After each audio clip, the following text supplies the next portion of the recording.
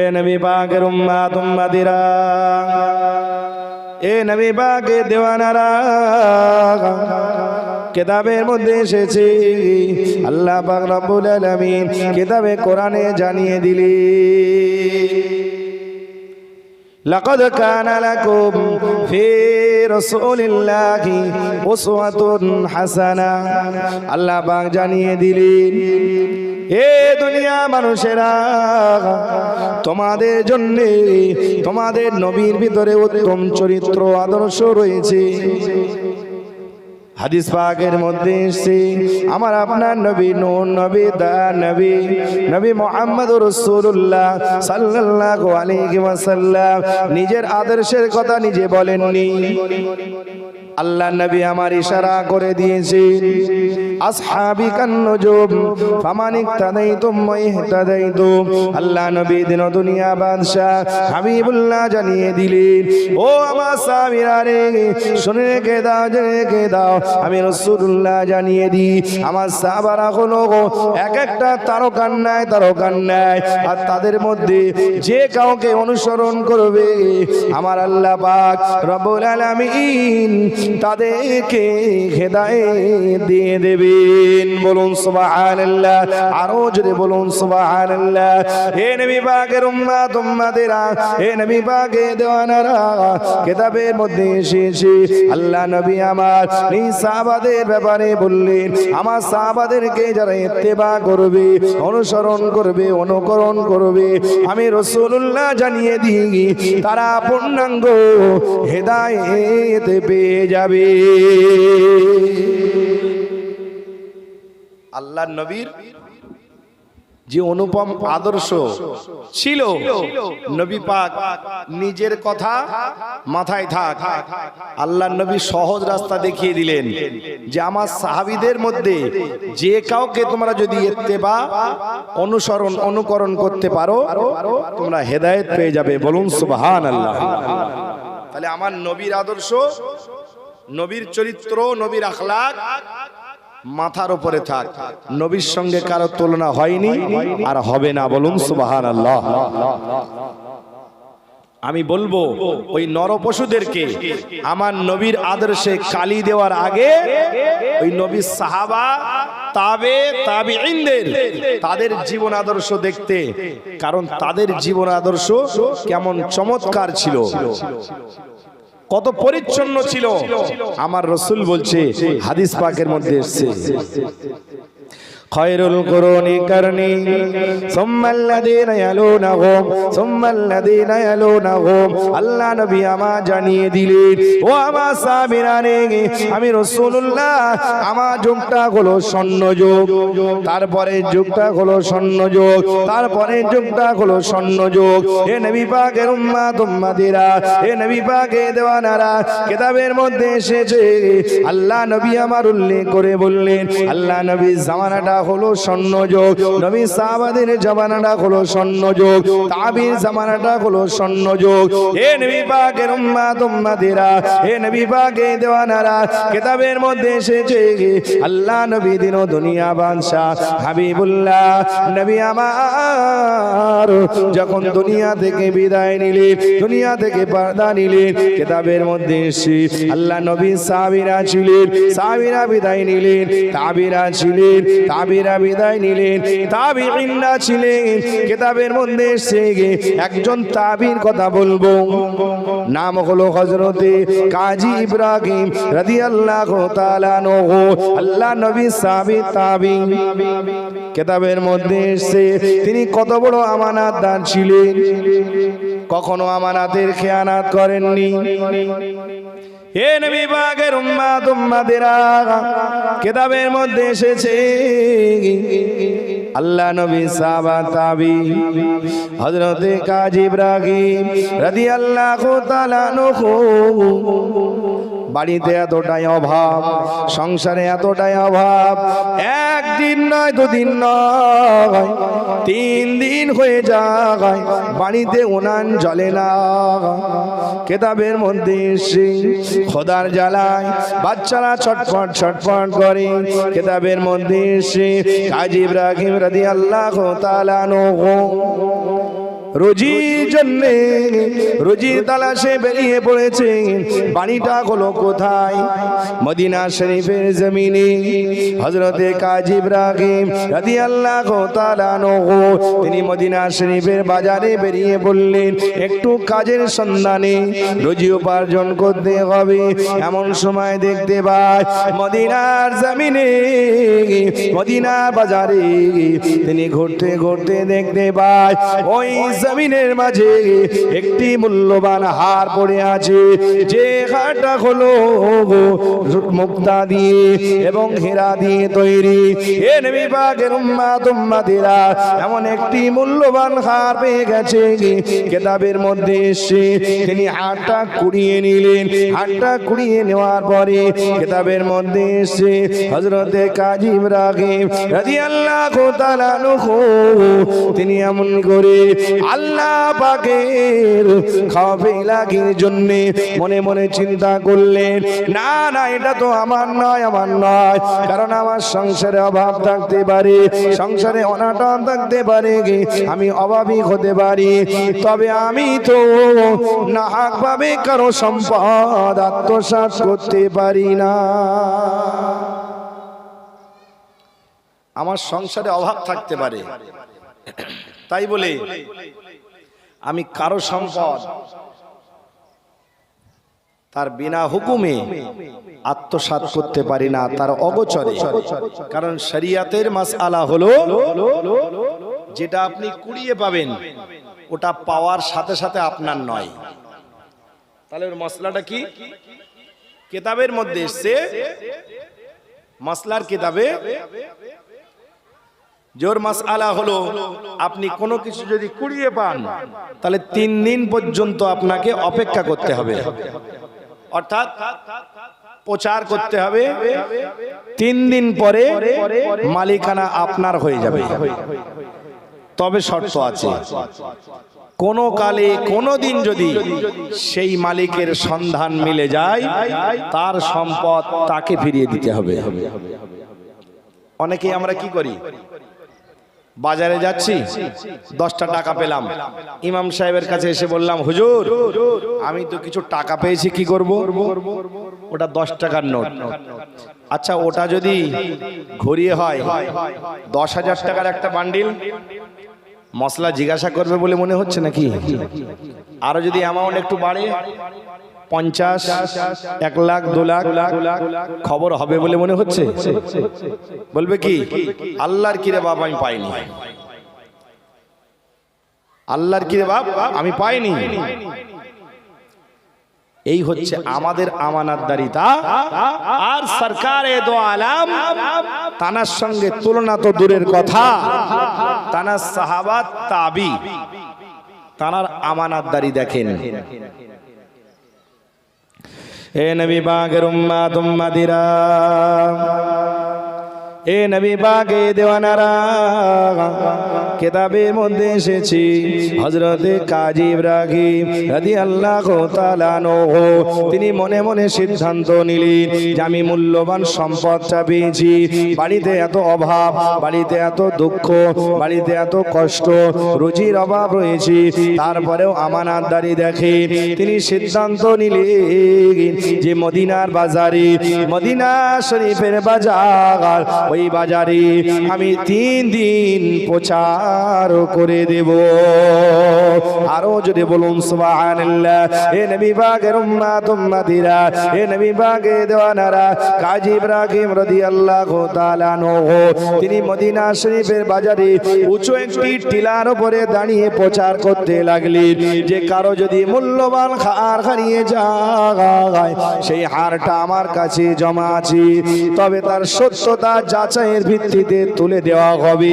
হারের যদি সঠিক বর্ণনা দিতে পারেন নিশ্চয়ই আপনার আমানত আপনার কাছে ফিরিয়ে দেওয়া হবে।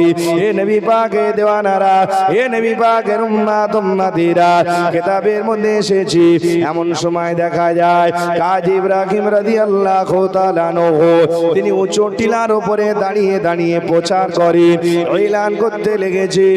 এমন সময় দেখতে পায় একজন মুরব্বী মানুষ বাড়ি হলো হলো ইয়ামান দেশে একজন আবেদ ব্যক্তি, একজন মুরব্বী মুসল্লি মানুষ, তিনি টুকটুক করে হেঁটে এসে ওই সময় কাজী ইব্রাহিম রাদিয়াল্লাহু তাআলা আনহুকে লক্ষ্য করে বলে, ও ভাই মদিনাওয়ালা, ও ভাই মদিনার বাসিন্দা, আমার একটা ঘর হারিয়ে গেছে, আমি পেরেশান হয়ে গেছি, আমি হায়রান হয়ে গেছি, আমি ইয়ামান দেশ থেকে এসেছি আমার সোনার নবীর রওজা মোবারকটা জিয়ারতের জন্য।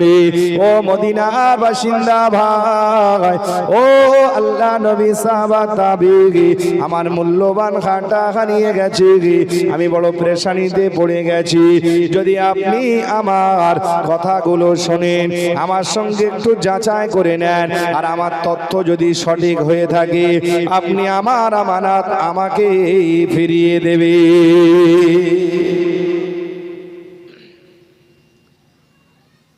ইয়ামান দেশের মুরব্বী, আল্লাহ পাকের একজন মাহবুব বান্দা, আবার তিনি মসজিদের ইমাম, ইয়ামান দেশের মসজিদের ইমাম, নবীর আশিক, নবী পাকের রওজা শরীফ জিয়ারতের জন্য এসেছেন। বিপদ হয়ে গেছে। কথা হচ্ছে কার সঙ্গে? একদিকে নবী পাকের সাহাবা তাবি, আর অপরদিকে নবী পাক সাল্লাল্লাহু আলাইহি ওয়াসাল্লামের একজন আশিক, আশিকে রাসূল। বলুন সুবহানাল্লাহ। দুজনেই ইমানদার, দুজনেই আমানতদার। যখন তথ্য চাইলেন কাজী ইব্রাহিম রাদিয়াল্লাহু তাআলা আনহু, ওই ইয়ামান দেশে ওই মুরব্বী মুসল্লি আবেদ ব্যক্তি, তিনি তথ্যটা সঠিক দিলেন। বলুন সুবহানাল্লাহ। যেহেতু হাকিকাতে হারটা ওই ইয়ামান দেশের মুরব্বী মুসল্লির, ওনার হারটা হারিয়ে গেছে, বাজারের মধ্যে পড়ে গেছে, সঙ্গে করে এনেছেন মদিনা শরীফে রাসূলের রওজা শরীফ জিয়ারতের জন্য। যদি প্রয়োজন হয়, আগের দিনে তো টেলিফোন ছিল না যে আমি বিপদে পড়েছি এখন ফোন পে করে দাও 5000, হবে? হবে না। মানুষ স্বর্ণের কিছু অলংকার কাছে রাখতেন, বিপদ আপদ হলে সেখান থেকে যেন বাড়ি ফিরতে পারে।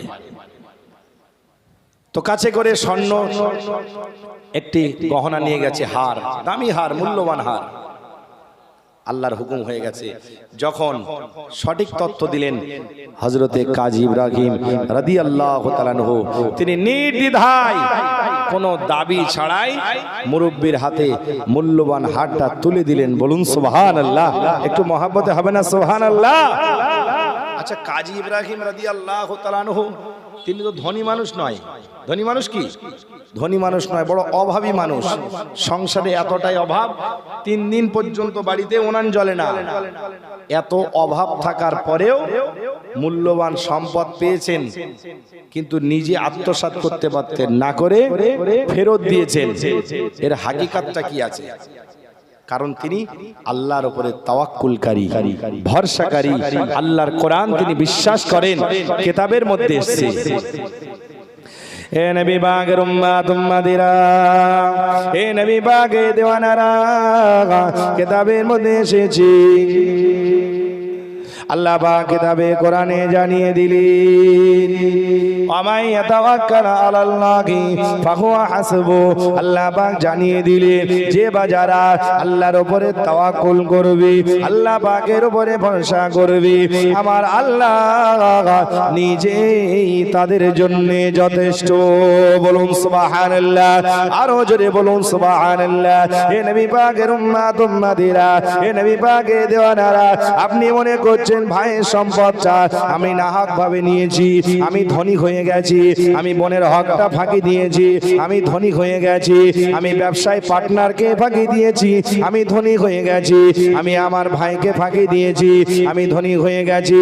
হে নবী পাকের উম্মত উম্মতিরা, হে নবী পাকের দেওয়ানারা, কিতাবে কোরআনে আল্লাহ পাক জানিয়ে দিলেন, বান্দা যদি আমার উপরে ভরসা করো, তাওয়াক্কুল করো, তবে আমি আল্লাহ তোমার জন্য নিজেই যথেষ্ট। আরো যদি বলুন সুবহানাল্লাহ। হে নবী পাকের উম্মত উম্মতিরা, হে নবী পাকের দেওয়ানারা, আজ যদি আপনি আমানতদারিতা দেখিয়ে আপনি যদি আল্লাহর উপরে তাওয়াক্কুল করে ভরসা করে অন্যের হকটা অন্যকে বুঝিয়ে দিতে পারেন, তাহলে মাথায় রাখবেন সময়ের অপেক্ষা আপনি ওই সম্পদের মালিকানা যদি আপনার তকদিরে থাকে, তাহলে হারাম রাস্তা ছেড়ে দেওয়ার কারণে আল্লাহ পাক হালাল পন্থায় আপনাকে মিলিয়ে দেবে। এই মুরব্বি আপনার অসুবিধা হচ্ছে, সামনে আসুন, তাহলে সাউন্ডটা কানে লাগবে। সামনে বসুন, দয়া করে সামনে আসুন। আমি বুঝতে পারছি আপনার অসুবিধা হচ্ছে, সামনে আসুন। আপনি অসুস্থ বোধ করছেন, আমার খারাপ লাগে, সামনে দিয়ে আসুন। ভাইজান আমার, যে কথা বলছি যে হারাম রাস্তায় যদি অর্জন করেন খুব অল্প সময়ে হয়ে যেতে পারে, কিন্তু যদি অপেক্ষা করেন তাহলে হালাল পন্থায় আল্লাহ পাক ওই মালিকানা আপনাকে মিলিয়ে দেবেন। বলুন সুবহানাল্লাহ। যদিও সেটা দীর্ঘমেয়াদী অপেক্ষা হয়, তার বাস্তব প্রমাণ কাজী ইব্রাহিম রাদিয়াল্লাহু তাআলা আনহুর জীবনে ঘটে গেছে। বলুন সুবহানাল্লাহ। এখান থেকে আমাদের শিক্ষণীয় বিষয়, এ নবী পাকের উম্মত উম্মতিরা, এ নবী পাকের দেওয়ানারা, কিতাবের মধ্যে এসেছি হযরতে কাজী ইব্রাহিম রাদিয়াল্লাহু তাআলা আনহু আল্লাহর উপরে তাওয়াক্কুল করে আল্লাহর উপরে ভরসা করে তিনি চাইলে স্বর্ণের আটটা গ্রহণ করতে পারতেন, বাজারে বিক্রি করে সংসারের অভাবটা দূর করতে পারতেন, কিন্তু হারাম পন্থায় তিনি গ্রহণ করেননি, বরং আল্লাহর উপরে ভরসা করে তিনি যার হক তাকে ফিরিয়ে দিলেন। আরো জোরে বলুন সুবহানাল্লাহ। তাহলে আল্লাহ পাকের উপরে তাওয়াক্কুল যারা করে, ভরসা যারা করে, তাদের অবস্থাটা কেমন হবে কিতাবে এসে দেখেন। হযরতে কাজী ইব্রাহিম রাদিয়াল্লাহু তাআলা আনহু তিনি কম বেশি 1.5 যুগ পরে, কত যুগ পরে? 1.5 যুগ। তার মানে কত বছর? 18 বছর। মাশাআল্লাহ। কারণ 12 বছরে এক যুগ। 18 বছর পর দিনের দাওয়াত দিতে বেরিয়েছেন একটা কাফেলা। কাফেলার মধ্যে কাজী ইব্রাহিম রাদিয়াল্লাহু তাআলা আনহু তিনিও আছেন। সেই পিরিয়ডে তো এই হাওয়াই জাহাজ ছিল না, আর এমন বাস গাড়ির প্রচলন ছিল না। কিসে যেতে হতো? নৌকায় করে, সালতি করে। এদেশ থেকে অন্য দেশ বেশিরভাগ সফর হতো পানি পথে। আমরা শুনেছি আমাদের এখানে ইন্ডিয়ান হাজির আগে পানির জাহাজ হজ করতে যেতেন, হাওয়াই জাহাজ ছিল না। তো পানি পথে দিনের দাওয়াত দিতে বেরিয়েছেন। এক একটা কিনারায় পৌঁছাবে, সেই দেশে দাওয়াত দেবেন, আবার ঘরে ফিরে আসবেন। কিতাবের মধ্যে এসেছে হযরতে কাজী ইব্রাহিম রাদিয়াল্লাহু তাআলা আনহু এবং তানার যে কাফেলার মানুষজন আছেন প্রত্যেকেই দিনের দাওয়াতে বেরিয়েছেন নদী পথে। এ নবী পাকের উম্মত উম্মতিরা,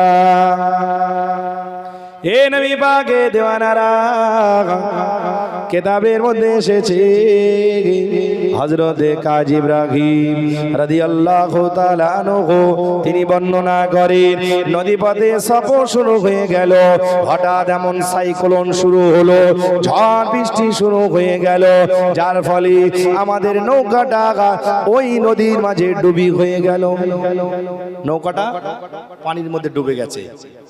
এবার কি করবেন? জান নিয়ে টানাটানি। রাখে আল্লাহ মারে কে, আর মারে আল্লাহ রাখে কে? কিতাবে এসে দেখে না হযরতে কাজী ইব্রাহিম রাদিয়াল্লাহু তাআলা আনহু তিনি বর্ণনা করেন যখন ঢেউ শুরু হয়ে গেল, এক একজন ভাই ওই নদীর ঢেউয়ে ভাসতে ভাসতে এক একজন এক এক কিনারায় পৌঁছে গেছে। হযরতে কাজী ইব্রাহিম রাদিয়াল্লাহু তাআলা আনহু তিনি নদীর ঢেউয়ে এমন এক অজানা অচেনা অপরিচিত একটা ঘাটে পৌঁছে গেছে।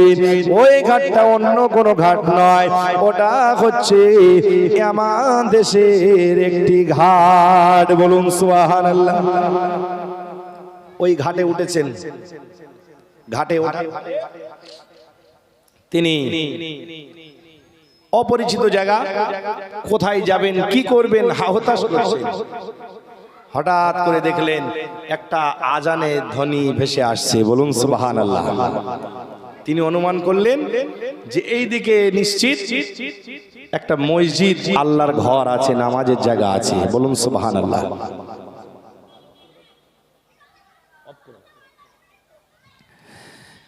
তা একটা মসজিদ, আল্লাহর ঘর আছে, এই অনুমান করে তিনি ওই কিনারা থেকে পায়ে হেঁটে টুক টুক টুক টুক করে তিনি রওনা দিলেন কোথায়?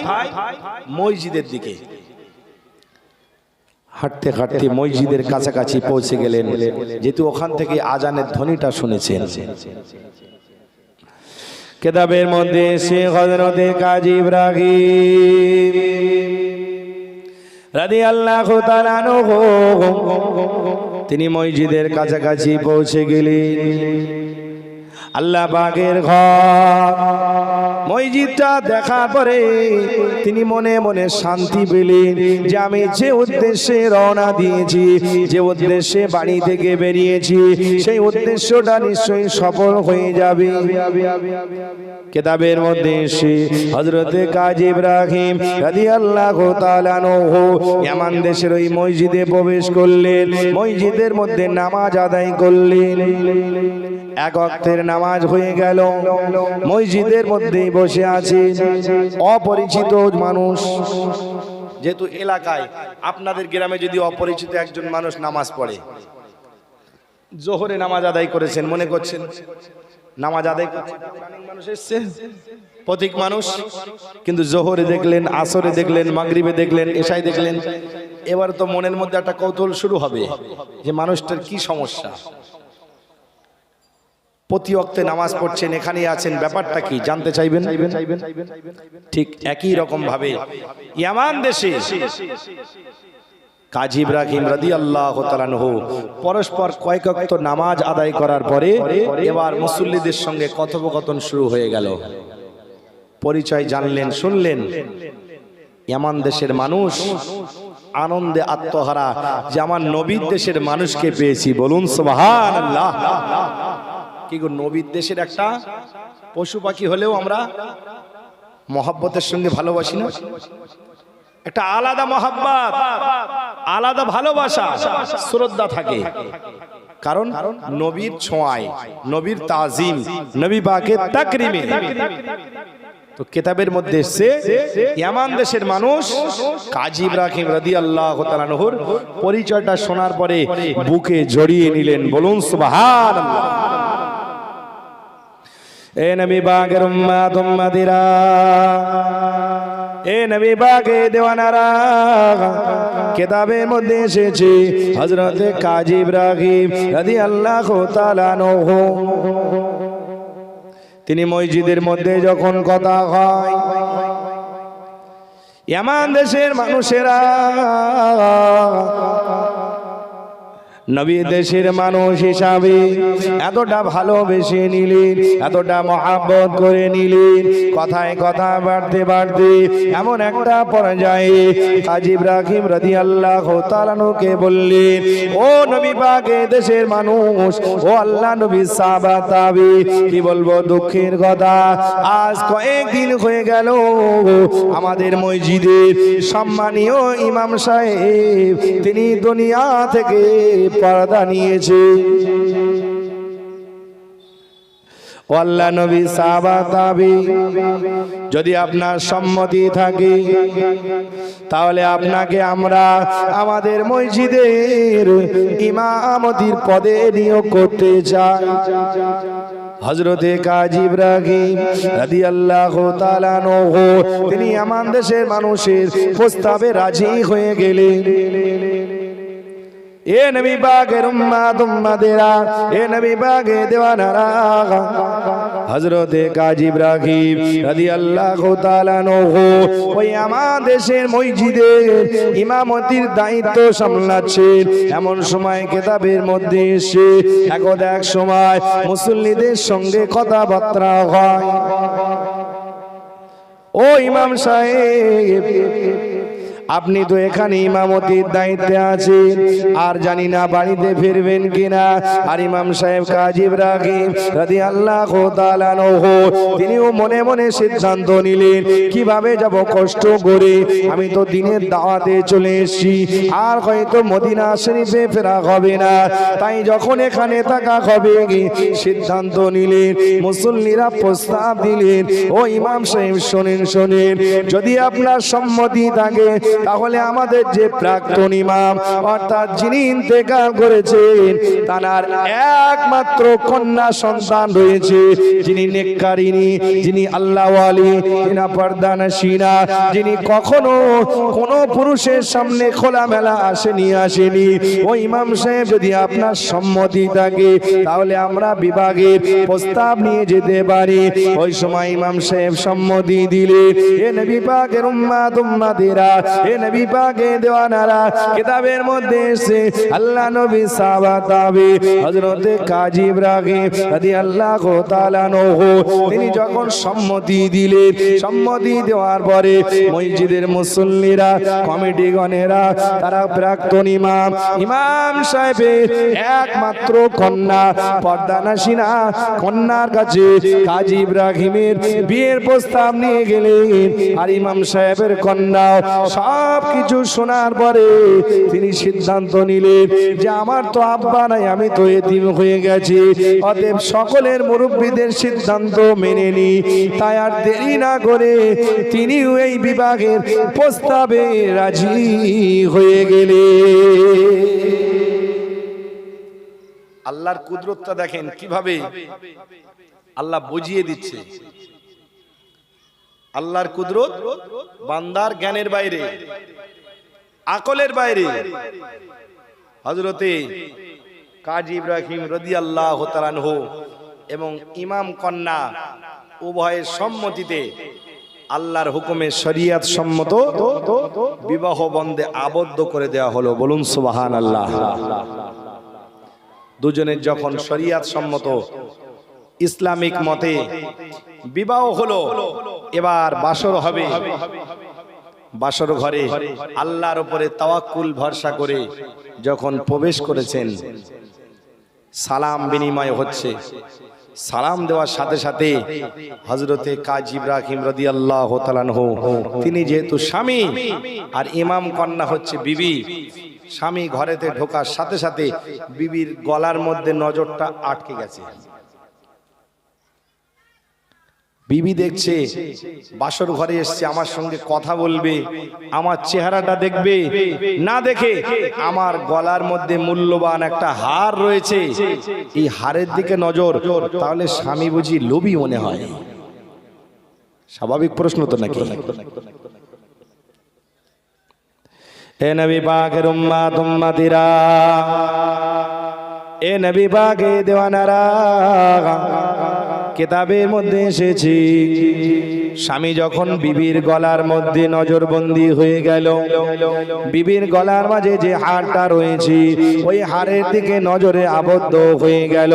কিতাবের মধ্যে এসেছে বিবি ও সময় বলি, ও আমার স্বামী, আপনি আমার দিকে না চেয়ে আমার চেহারাটা না দেখে আপনি হারের দিকে নজর দিচ্ছেন, কারণটা কি, ব্যাপারটা কি আপনি বলুন। ওই সময় কাজী ইব্রাহিম রাদিয়াল্লাহু তাআলা আনহু চোখ দিয়ে পানি বয়ে যায় আর আল্লাহ পাকে শুকরিয়া করতে করতে বলতে থাকি, ও আমার বিবি, সত্য করে বলো, সত্য করে বলো যে এই মূল্যবান হারটা তুমি কোথায় পেলে, কোথায় পেলে, কিভাবে হারটা পেয়েছো?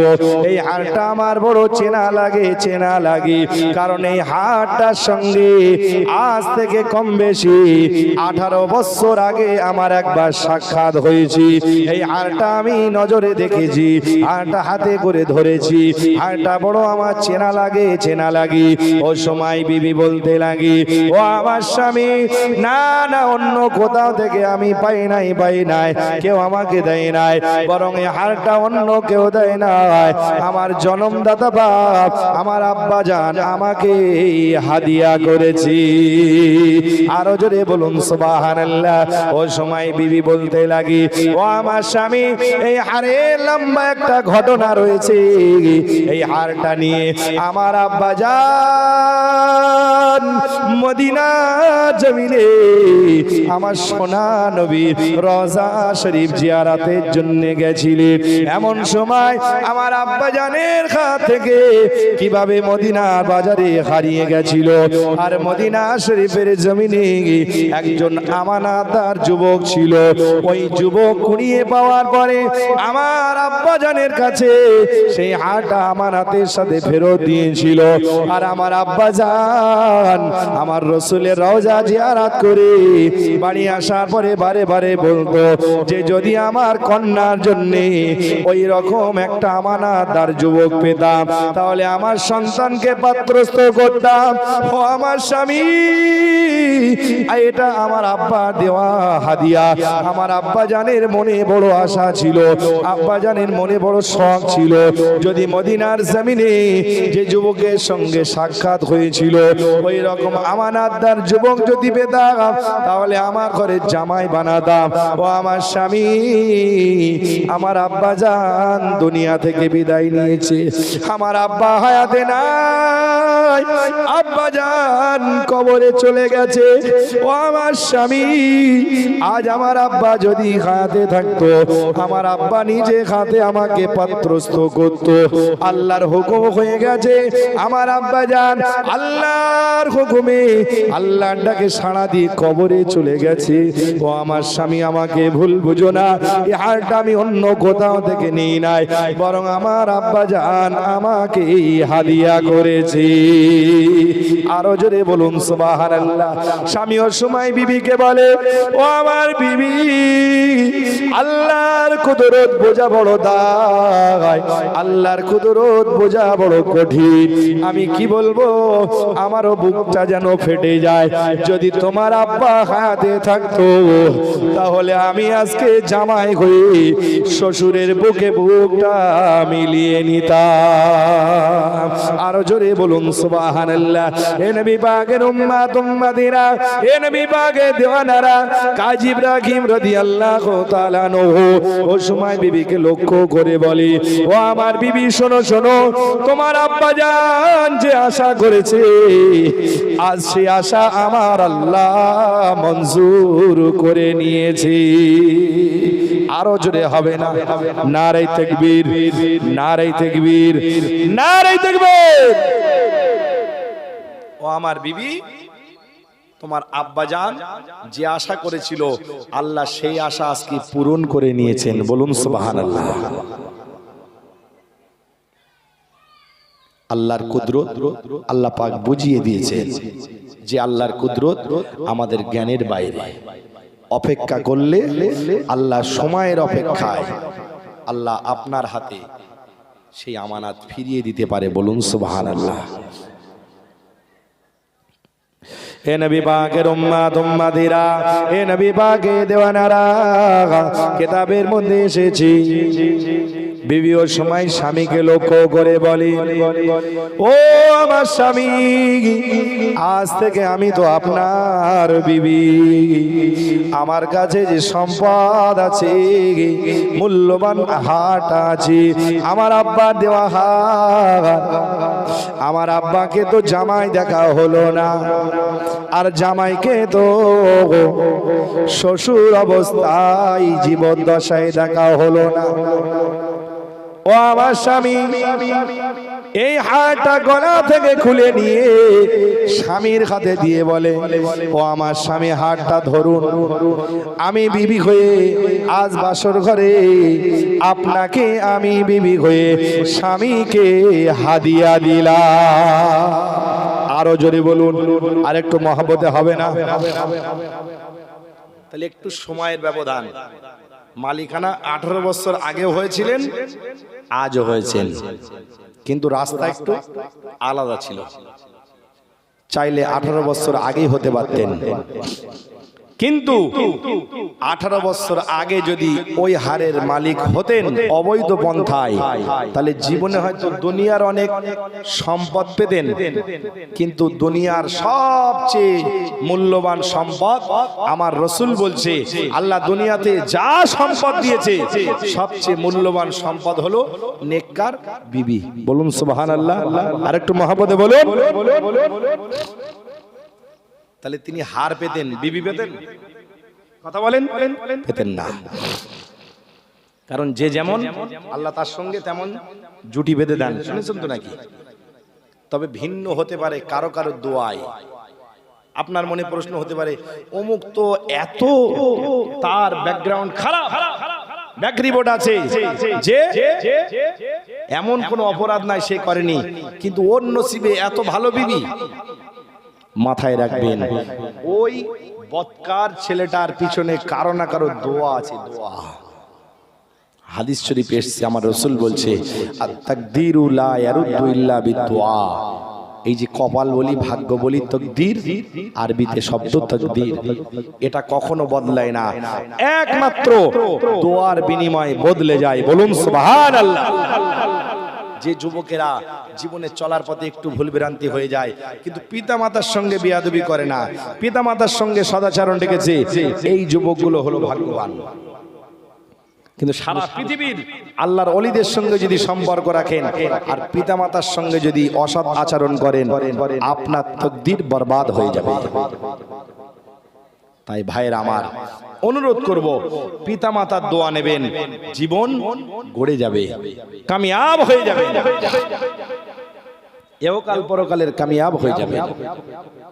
তাই জীবনে সফল হতে গেলে আমার রাসূল পাক সাল্লাল্লাহু আলাইহি ওয়াসাল্লামের অনুপম আদর্শকে নিজের জীবনে আঁকড়ে ধরুন, বাস্তবায়ন করুন।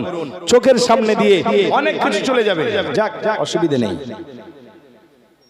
মানে টাকা তো অনেক দূরের কথা, হাত তো দূরের কথা, সামনে যদি ওই ইসাপুর মোড়ে সকালবেলা, এখন তো গাছ কাটছালি নেই, পাকা আম পড়লে তাই লোভ সামলানো যায় না, টাকা তো অনেক দূরের কথা। না ভুল বলছি? এই তো ঈমানের অবস্থা। কিন্তু যদি অপেক্ষা করতে পারেন, আল্লাহর পক্ষ থেকে নিয়ামত আসবেই আসবে। আপনার রুজি কেউ কাটতে পারবে না। আপনি মনে করছেন লটারিতে 50 লাখ পেয়েছি, আমি গেনার, কিন্তু ওই 50 লাখ আপনি পেতেন একটু ধৈর্য ধারণ করলে, হালাল পন্থায়। আপনি মনে করছেন টাকা সুদে খাটিয়েছি, তড়িঘড়ি ধনী হয়ে গেছি, 50 লাখ কামিয়েছি, আমি গেনার না, ভুল ধারণা। হালাল পন্থায় থাকলে একটু অপেক্ষা, ব্যবসায় লোকসান হচ্ছে, লস হচ্ছে, আল্লাহ পরীক্ষা নিচ্ছে, একটু ধৈর্য ধরে থাকুন, অপেক্ষা করুন। আল্লাহ আপনার তকদিরে যা রেখেছেন তা না দেওয়া পর্যন্ত আপনার মৃত্যু হবে না, হবে না, হবে না ইনশাআল্লাহ। অতএব সময় থাকতে সময়ের অপেক্ষা করুন, সময় থাকতে আল্লাহর পক্ষ থেকে নিয়ামতের অপেক্ষা করুন। কারণ আল্লাহর নিয়ামতের অপেক্ষা যদি না করেন, অসৎ পন্থায়, অসৎ রাস্তায় যদি ধনী হতে চান, ধনী হতে পারবেন, কিন্তু আল্লাহ ওয়ালা হতে পারবেন না। অসৎ রাস্তায় ধনী হতে চাইলে ধনী হতে পারবেন, নবী পাকের প্রিয় উম্মত হতে পারবেন না। নবীর যারা প্রিয় উম্মত হয়েছেন তাদের পরিচয় নেন, তাদের দিকে শিক্ষা নেন, কিভাবে জীবন গড়বেন, কিভাবে জীবন গড়বেন, জীবনটা আলোময় করবেন। আল্লাহ কবুল করেন, বলুন আল্লাহুম্মা আমিন। একবার মহব্বতে উচ্চ স্বরে দরুদ আল্লাহুম্মা সাল্লি আলা, জোরে জোরে পড়ুন।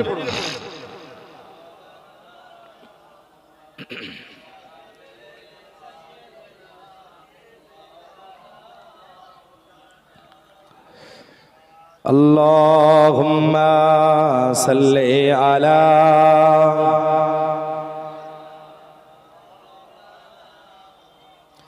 ওয়া আলা আলি সাইয়্যিদিনা।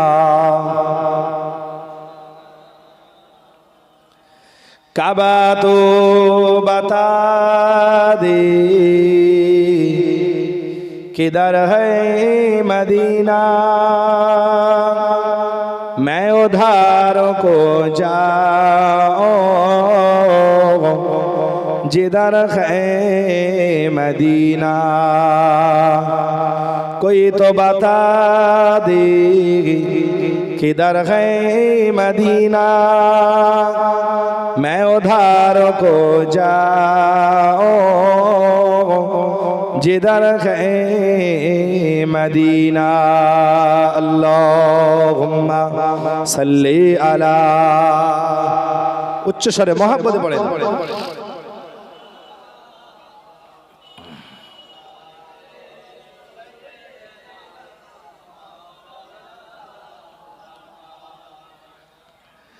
अल्लाहुम्मा सल्ली अला